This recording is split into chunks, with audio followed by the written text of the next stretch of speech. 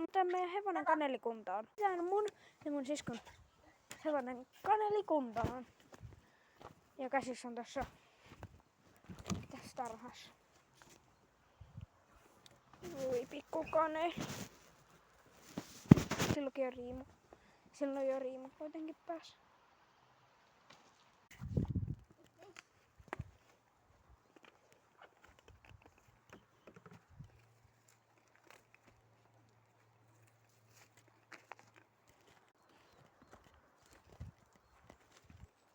Hoitopaikalle. Tai niin, se hoitopaikka oli jo tuossa. Se on tossa se hoitopaikka. Ja siis sen karsinnalla ja tarhalla on tällainen samanlainen. Tollanen, johon laitetaan kiinni hevonen. Koska se ei pysty olla yöt yksin. Ja nähdään part 2.